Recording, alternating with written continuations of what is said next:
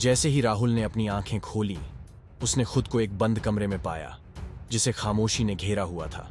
कमरे में 4 दरवाजे थे, सभी बंद थे। वो उस कमरे में अकेला था और उसे समझ नहीं आया कि वो वहां कैसे पहुंचा। उसने ऑफिस छोड़ दिया था और अपनी कार में बैठा था कि अचानक पीछे से किसी ने उस पर हमला कर दिया। अगली चीज जो उसको पता चली वो ये थी कि उसने खुद को एक कमरे में फंसा हुआ पाया। बस एक मेज, एक कुर्सी और एक लैपटॉप के अलावा कमरे में कुछ और नहीं था। कमरा रोशन था और उसे जंजीरों के साथ कुर्सी पर बांधा हुआ था। उसे खुद को खोलने का कोई तरीका नहीं मिल रहा था, सिर्फ उसके हाथ ही मुक्त थे, लेकिन वे भी जंजीरों से बंधे थे। उसे समझ नहीं आ रहा था कि क्या करे। वो अपने आप को बचाने के लिए जोर से चिल्लाया, मदद के लिए आवाज देते हुए, लेकिन यह एक सुनसान जगह थी।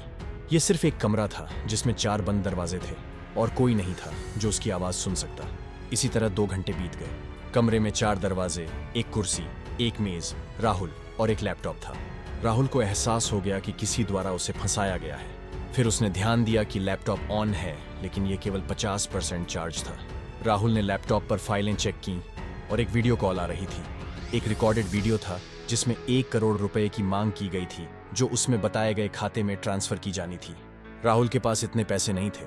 उसने वीडियो में दिए गए नंबर पर संपर्क करने का प्रयास किया, लेकिन किसी से संपर्क नहीं हो पा रहा था। एक और वीडियो कॉल आई जिसमें राहुल को धमकाया गया कि अगर वो 1 घंटे के भीतर 1 करोड़ रुपए ट्रांसफर नहीं करता तो उसे भूखे और प्यासे रखकर मार दिया जाएगा। इसे सुनकर राहुल बहुत डर गया।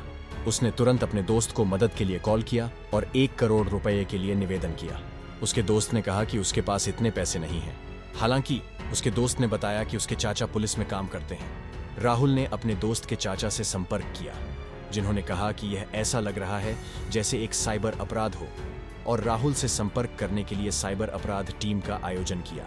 लेकिन जैसे ही साइबर अपराध टीम ने राहुल से संपर्क किया, कॉल कट गई। फिर राहुल को उसी व्यक्ति से वापस कॉल आया। अब तुमने बड़ी गलती कर दी है। तुमने पुलिस को सूचित किया है। जिस व्यक्ति पर राहुल से पहले हमला किया था, उसने भी पुलिस से संपर्क करने की कोशिश की थी, इसलिए मैंने उसको मार दिया। अभी मैं तुम्हें नहीं मारूंगा और अभी मुझे 1 घंटे के भीतर 1 करोड़ नहीं 2 करोड़ रुपए चाहिए। अगर तुम 1 घंटे के भीतर 2 करोड़ रुपए ट्रांसफर नहीं करते तो मैं यहां ही तुम्हें मार दूंगा, और अगर तुम मेरे खाते में 2 करोड़ रुपए ट्रांसफर करते हो तो तुम्हारे पैरों पर बंधी जंजीरें अनलॉक हो जाएंगी, दरवाजे खुल जाएंगे और तुम बाहर जाकर अपने जीवन का आनंद ले सकते हो। राहुल को अब और अधिक घबराहट महसूस होने लगी, ये जानते हुए कि उसे अब 2 करोड़ रुपए चुकाने होंगे। उसकी किडनैपर से कॉल डिस्कनेक्ट हो गई और वो समझदारी से सोचने लगा। थोड़ी देर बाद उसे उस व्यक्ति की तरफ से एक और कॉल आया। व्यक्ति ने कहा, तुम्हारे पास 2 विकल्प हैं। मैं तुम्हें 10 लोगों के बैंक खातों का विवरण दूंगा। तुम उनमें से हर खाते से 20-20 लाख रुपए मेरे खाते में ट्रांसफर करना। यह एक विकल्प है, या फिर तुम अपने खाते से मेरे खाते में 2 करोड़ रुपए ट्रांसफर करो।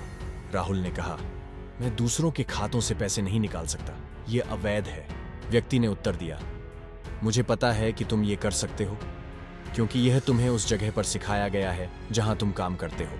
राहुल को समझ में आ गया कि वो व्यक्ति क्या चाहता है और उसने चालाकी से कार्रवाई करने की सोची।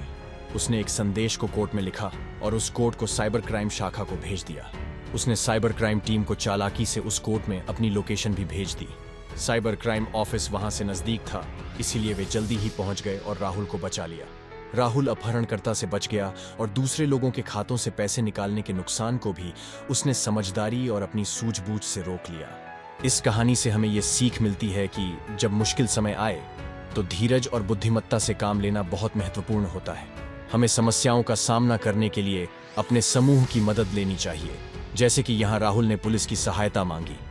इसके अलावा हमें अपने नेतृत्व और साइबर सुरक्षा जैसे मुद्दों पर ध्यान देने की भी जरूरत है।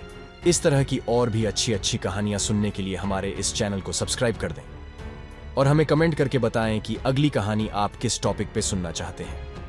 मिलते हैं अगली वीडियो में, तब तक के लिए बाय बाय।